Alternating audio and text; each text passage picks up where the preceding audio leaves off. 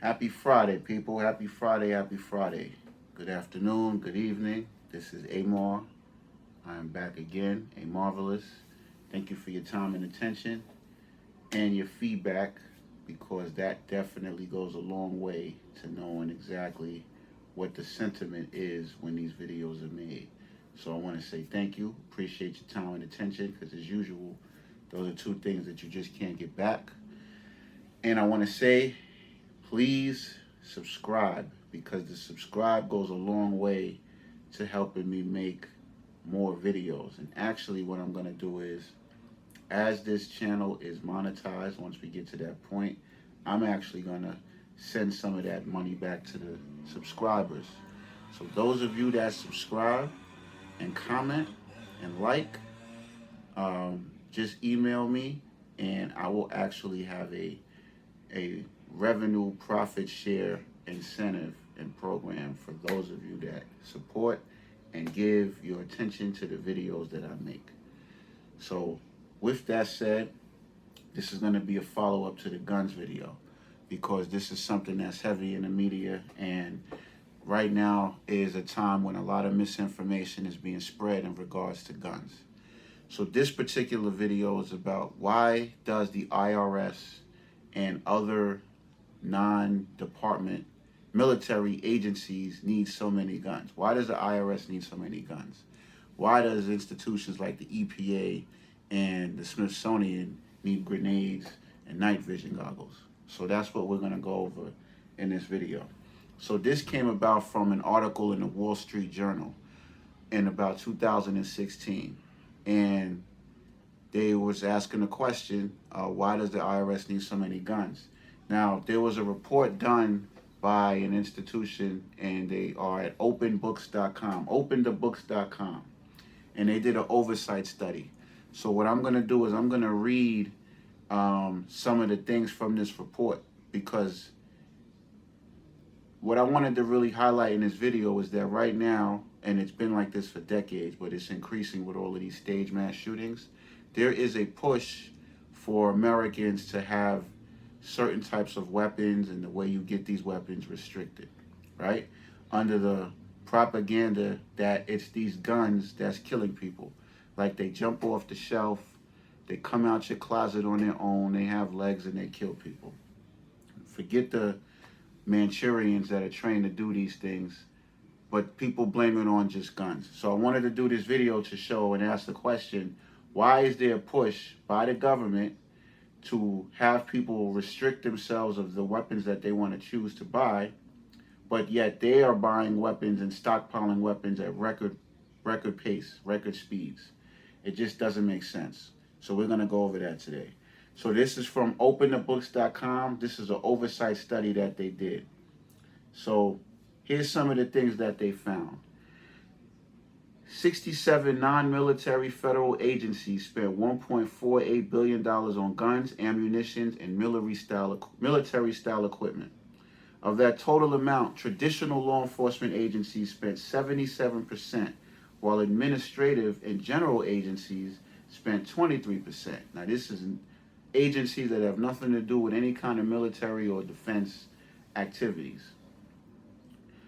Nearly 6% of all federal guns and ammunition purchase transactions were wrongly coded. Some purchases were actually for ping pong balls, gym equipment, bread, copiers, cotton balls, or cable television, including a line item from the Coast Guard, entertain a cable dude.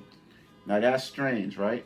So what that's saying is that some of these agencies actually ordered these weapons and these ammunitions, but instead of them being labeled as weapons or ammunitions or anything of the sort, they were labeled as things like ping pong balls and bread.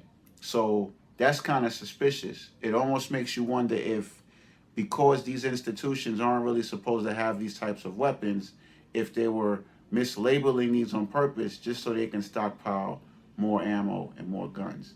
Why would this government want to stockpile so much ammunition, right?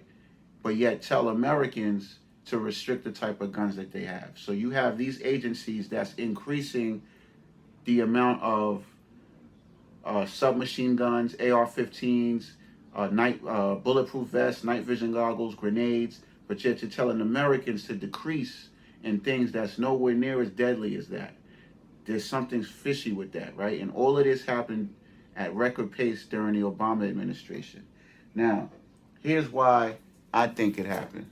And you'll probably see me reference this book a lot because this was the first book that I read back in high school, back in the 90s, around 95, 96.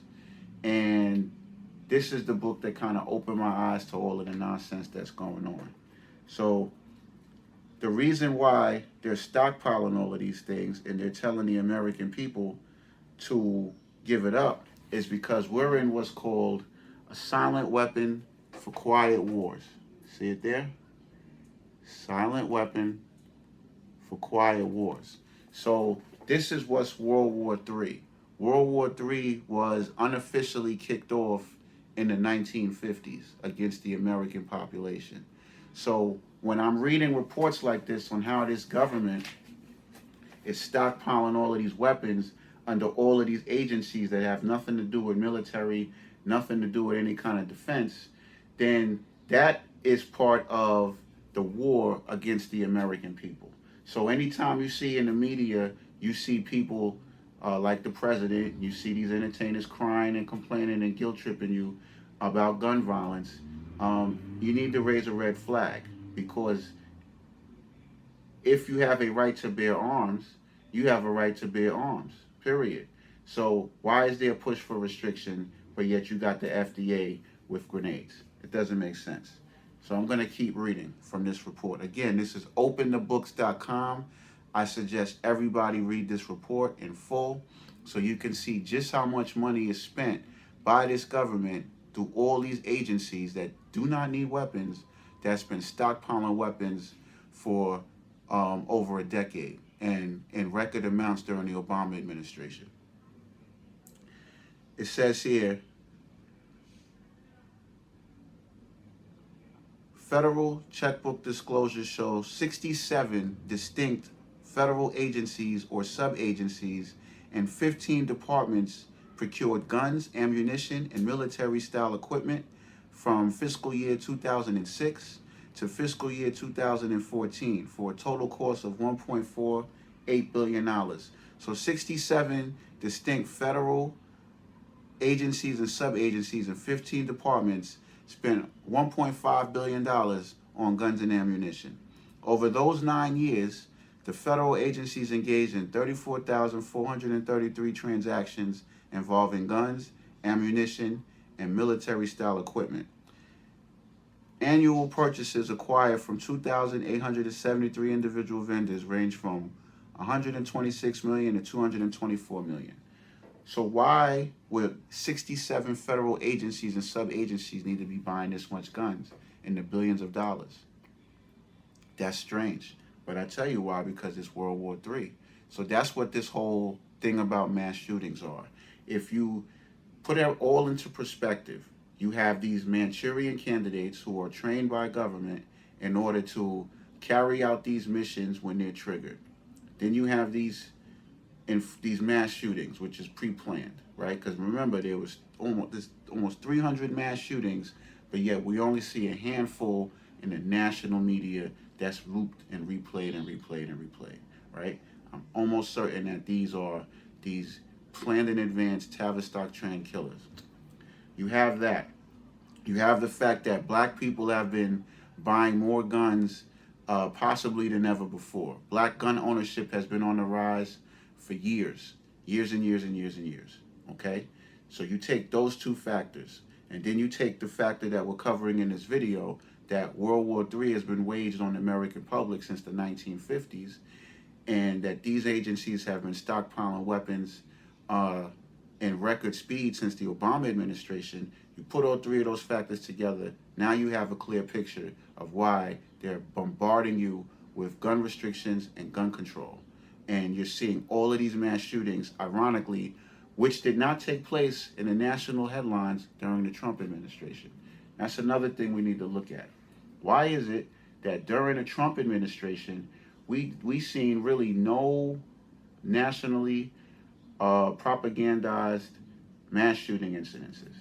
I challenge anyone, and you can comment on 3 major mass shooting events that were broadcasted like these are to the extent during the Trump administration. That's something to ponder. I won't get into my reasons why that is, but that's strange also. So those 3 reasons is why you're seeing all of this propaganda about gun control. Let me keep reading. What I'm going to read now is I'm going to actually read the agencies and how much they spent so you can do your math and your 2 plus 2 to see if it makes sense for all these agencies to be buying up all these weapons, but then telling us not to stockpile what weapons we want. This is federal agencies purchasing guns, ammunition, and military style equipment since 2006. Department of State, $217 million. U.S. Immigration and Customs Enforcement, $210 million. U.S. Customs and Border Protection, $162 million. Federal Prison System, $157 million. Office of Asset Secretary for Health Exception National Centers, $121 million. The FBI, $100 million. U.S. Coast Guard, $85 million. Federal Law Enforcement Training Center, $62 million. The DEA, Drug Enforcement Administration, $38 million. U.S. Secret Service, $33 million. Federal Acquisition Service, $33 million. All these 33s, right? Federal Acquisition Service, $32 million. Transportation Secretary Administration, $29 million. The Office of Policy Budget Administration, $25 million. Why does the Office of Policy Budget Administration need $25 million in guns and ammunition and military style equipment? Explain that to me. You have the U.S. Marshal Service, $25 million. The ATF Acquisition and Property Management Division, $18 million. The Department of Energy, $16 million. Why does the Department of Energy need AR-15s? Office of Procurement Operations, $12 million. The National Park Service, $11 million. Veteran Affairs, Department of Veteran Affairs, $11 million. The IRS, $11 million. The Forest Service, close to $6 million. Why does the Forest Service need $6 million worth of military equipment? Animal and Plant Health Inspection Service, $5 million. I guess your dogs is getting out of control for them to spend $5 million on grenades. Bureau of Indian Affairs, $4 million. U.S. Fish and Wildlife Service, $3.5 million. The National Aeronautics and Space Administration, $3.5 million. So the Space Administration needs $3.5 million for criminals in Mars. Okay. Environmental Protection Agency, $3 million. The EPA needs $3 million for night vision goggles, right? The Bureau of the Public Debt, $2.7 million. Bureau of Land Management, $2 million. Agency for International Development, $2 million. The Geological Survey, $1.3 million. Why does a Geological Survey need $1 million in ammunition? Why? That's what I want to know. The Bureau of Reclamation, $1 million. Bureau of Engraving and Printing, $1 million. $1 million for the Bureau of Engraving and Printing is needed. They need the guns to print your money. Copy. The National Oceanic and Atmospheric Administration, $1 million. The United States Mint, $1 million. Office of Inspector General, $1 million. The Food and Drug Administration, $800,000. Why does the FDA need $800,000 in guns? Why? To confiscate your vitamin C? It doesn't make sense. But it makes sense when you understand that World War III is not Russia and Ukraine. World War III is against the American people. And it's been like that since the 50s. So we're in a 70-year war and did not know it. So when you're looking at television and they're telling you about the dangers of mass shootings and how dangerous these guns are, 3 questions you need to ask yourself. Are they telling you this because black people are increasing the amount of gun ownership? Are they telling you this because We are at war, and we've been at war with the American government. They've been at war with us. We haven't really been at war with them. They've waged war on us. Or are these mass shootings done by government-trained Tavistock Manchurian candidates, which has been like that since the Korean War? Those three questions need to be in the front of your mind when you see these these news outlets and you see the propaganda of mass shootings and the excessive bombardment of telling you that guns need to be restricted. Why would they need to be restricted if they're increasing their spending? So I wanted to do that video to shed light on that. So look up the Wall Street Journal. Why does the IRS need so many guns? Go to openbooks.com to read that report. I really encourage everybody to read that report. And I'm going to do a book review on this book. This is called The Rise of the Warrior Cop, the Militarization of America's Police Forces. Okay? This is another reason why they're stockpiling so much, which is reason number 4, is because police now are no longer just police, right? They are race soldiers and they are stormtroopers. They are not trained to just uphold the law. They are trained as military Gestapo. And this is a good book that explains that over the last few decades, how they have transitioned from policing to military style overseers. Okay?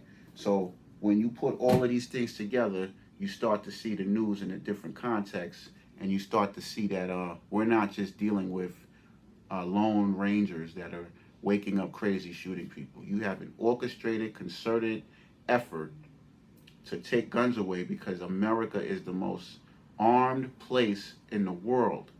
Okay? And just look at Australia and look at all of these spineless places that allowed them to take their guns, and see what happened to them during the pandemic, and see what happens when you have gun control. It just does not solve the problem.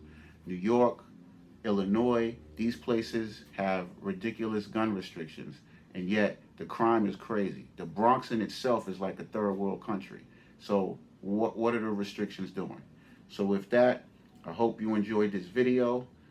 Please subscribe. Subscribe is important because it gives me more opportunity to cover more in-depth videos on subject matter that is very rare on YouTube. And like and comment, feedback, and I appreciate you all.